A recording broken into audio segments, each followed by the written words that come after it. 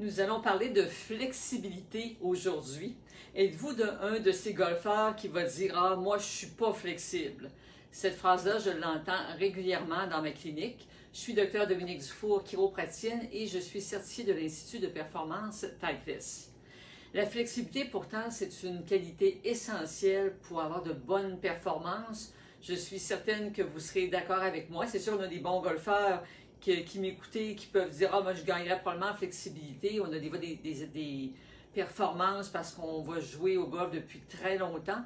Mais il reste quand même que chaque millimètre d'amélioration qu'on peut avoir au niveau de sa flexibilité, ça fait un élan de golf qui est beaucoup plus performant. On regarde les jeunes qui vont prendre des bâtons et on dit « Ah, si j'avais cette flexibilité-là », eh bien, c'est ce que je vous suggère aujourd'hui.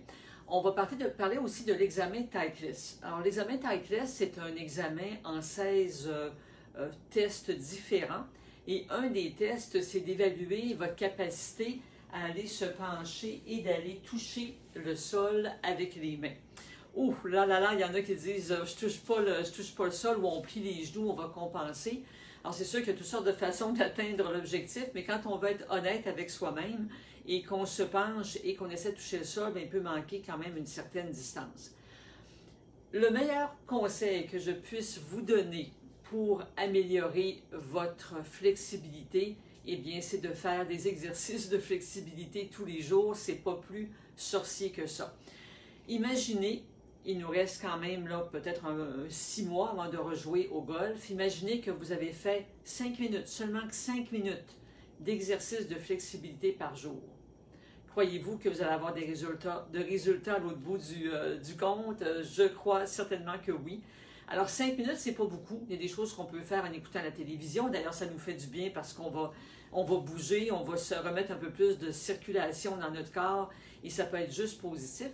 Alors, je vous encourage 5 minutes et vous verrez que plus on en fait, plus on a le goût d'en faire.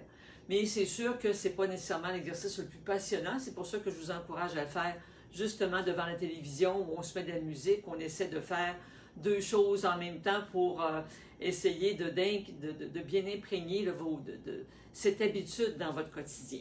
Alors donc, un des tests de l'examen Titleist, c'est de toucher ses pieds. Et on va évidemment observer différentes choses quand on fait le test. Alors, quand on demande à quelqu'un de se pencher vers l'avant, souvent ce qu'on observe, c'est que la personne penche son corps vers l'avant au lieu de reculer les fesses pour essayer de toucher le sol.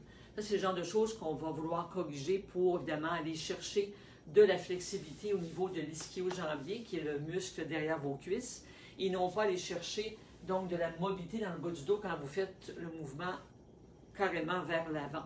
Quoique lorsque vous allez pencher de la bonne façon en reculant les fesses vers l'arrière, vous allez gagner aussi en mobilité au niveau de la région lombaire.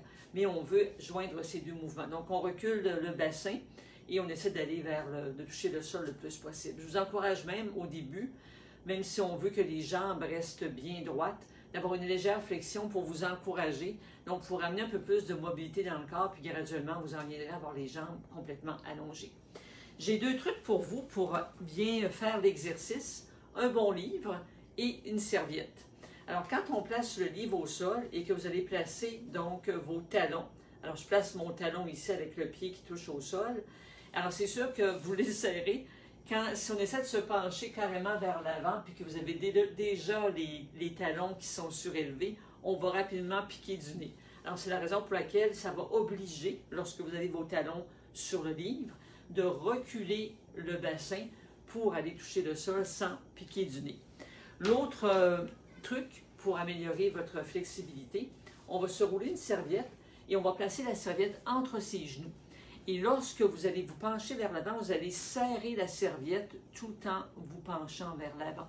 Vous verrez que le geste est beaucoup plus facile. Vous allez bien engager à ce moment-là tous les muscles du bas du corps et ça va vous donner un bon appui, un bon outil pour améliorer votre flexibilité. Donc, on travaille régulièrement sa flexibilité tous les jours. On s'aide avec différents trucs pour bien exécuter le mouvement. Et vous allez aller chercher donc une meilleure mobilité dans le bas du dos, meilleure évidemment souplesse derrière les jambes. Et en tant que golfeur, même pour l'adresse, pour bien se placer avec le bâton pour sa position de départ, Si déjà on sent des restrictions en se penchant dans notre position, par exemple faire 5 ou pour le driver, peu importe, déjà notre corps perçoit si on a un manque de flexibilité et déjà ça va créer une certaine tension et compensation. Et que dire évidemment de tout le reste du mouvement? Quand on est plus flexible, on a beaucoup plus d'aisance physique.